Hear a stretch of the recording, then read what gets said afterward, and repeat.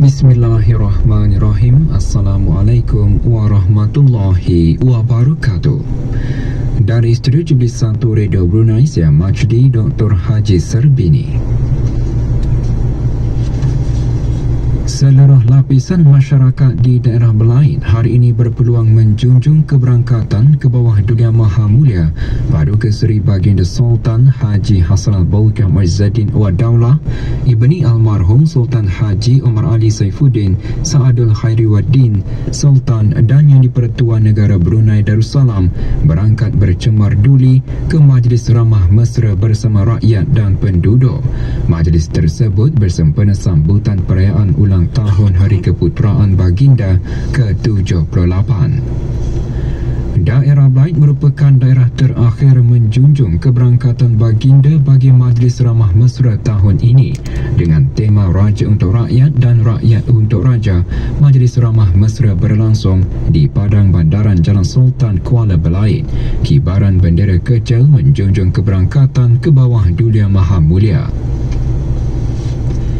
Keberangkatan ke bawah Dulia Maha Mulia dijunjung oleh Yang Berhormat Datuk Seri Setia Awang Haji Ahmadin bin Haji Abdul Rahman, Menteri Hal Ehwal Dalam Negeri dan pengerusi-pengerusi bersama Jawatan Kuasa Kebangsaan sambutan perayaan.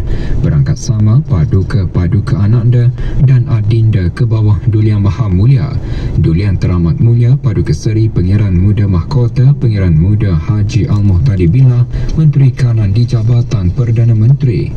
Dulian Teramat Mulia Paduka Seri Pengiran Muda Abdul Malik, Dulian Teramat Mulia Paduka Seri Pengiran Muda Abdul Matin, Dulian Teramat Mulia Paduka Seri Pengiran Perdana Wazir Saibul Himah Wal Waqar Pengiran Muda Muhammad Bolkiah, dan Dulian Teramat Mulia Paduka Seri Pengiran di Gadung Sahibul Mal Pengiran Muda Haji Jeffrey Bolkiah. Persembahan khas berkonsepkan Raja Berdaulat Lagi Terhormat menggambarkan betapa rakyat dan penduduk menyanjung tinggi ke bawah Dulia Maha Mulia selaku Raja yang berdaulat dan seorang pemimpin yang tersohor dan dihormati di seluruh dunia, yang melibatkan lebih 300 peserta terdiri daripada penuntut sekolah dan belia. Keceriaan dan kegembiraan rakyat meraihkan ulang tahun Hari Keputeraan Baginda diterjemahkan dalam kemuncak persembahan khas. Ke bawah Dulia Maha Mulia berkenan berangkat beramah mesra bersama para peserta persembahan. Ke bawah Dulia Maha Mulia seterusnya berangkat bercemar duli bagi Majlis Ramah Mesra bersama rakyat dan penduduk daerah Belaid.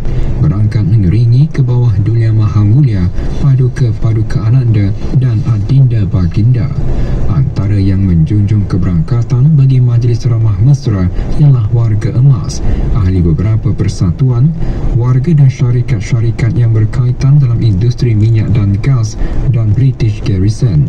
Ke bawah Dulia Maha Mulia dan kerabat diraja kemudian berkenan berangkat bagi majlis santap. Baginda disembah kenalkan kepada 4 individu yang memberikan sumbangan signifikan kepada negara. Doa selamat dibacakan oleh Muhammad Shah bin Taib, Hakim Mahkamah Rendah Syariah Daerah Belaid. Bermula 1 September 2024, pihak berkuasa industri teknologi infokomunikasi AITI akan memperkenalkan lesen pembekal perkhidmatan rangkaian Internet of Things IoT. Tujuannya menggalakkan penggunaan teknologi IoT secara bertanggungjawab dan mampan sambil melindungi kepentingan pengguna. Ini terkandung dalam ucap tama Menteri Pengangkutan dan Infokomunikasi pada Persidangan Masa Depan Digital 2024 yang berlangsung petang tadi di Bridex Jerudong. Yang Berhormat Pengiran Datuk Seri Setia Syamhari bin Pengiran Datuk Paduka Haji Mustafa menggariskan kepentingan keselamatan siber dalam melindungi infrastruktur dan data negara serta keperluan untuk mengimbangi inovasi dengan langkah-langkah keselamatan siber. Yang Berhormat seterusnya mengongsikan pihak Kementerian Pengangkutan dan Infokomunikasi sedang merumuskan strategi AI bagi perkembangan dan pelaksanaan inisiatif AI bagi negara Brunei Darussalam. Darussalam. Persidangan selama 2 hari bertema Inovasi Digital bagi Pembangunan Mampan yang menghimpunkan pakar, pembawa pembaharuan dan pemimpin dari sektor awam dan swasta dalam dan luar negara. Perbincangan tertumpu pada peranan kecerdasan buatan AI dalam pelbagai industri dan kepentingan keselamatan siber di dunia digital besar. Hari pertama persidangan menampilkan beberapa sesi. Pada 9 pagi diadakan sesi perbincangan mengenai inovasi digital dan kemampanan.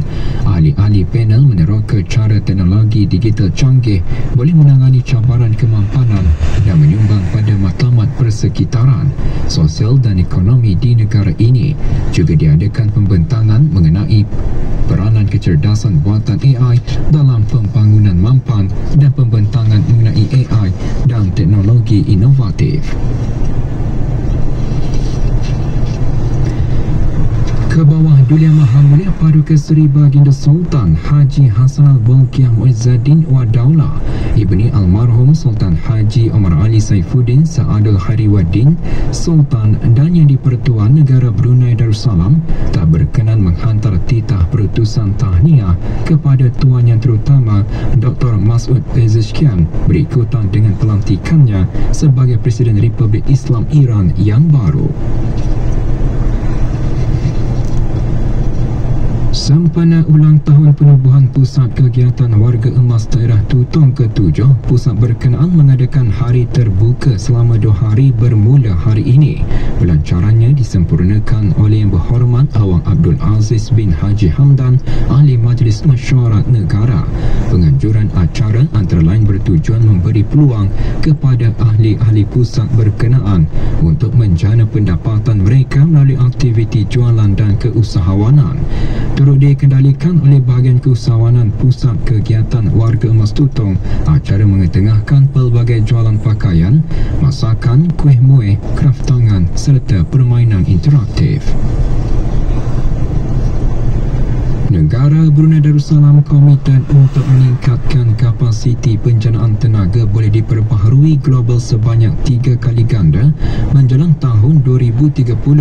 Setiausaha Tetap Tenaga di Jabatan Perdana Menteri menyatakan perkara tersebut dalam ucap tama pada Bengkel Penyatuan Kuasa bagi Penyatauliahan dan Pemulihan Telaga yang Mampan atau Uniting Forces for Sustainable Well Decommissioning and Restoration SPE Workshop in Brunei Darussalam, Anjuran Persatuan Kejuruteraan Petroleum SPE. Menurut Daeng Hajah Farida binti Datuk Seri Paduka Haji Talib, penyatauliahan dan pemulihan mengenai menuntut semula sumber, menghidupkan semula ekosistem dan memacu pertumbuhan ekonomi dengan tema penyatauliahan dan pemulihan, memupuk kecemerlangan melalui peraturan, inovasi dan amalan lestari. Bengkel 2 hari itu berlangsung di salah sebuah hotel di Jerudong.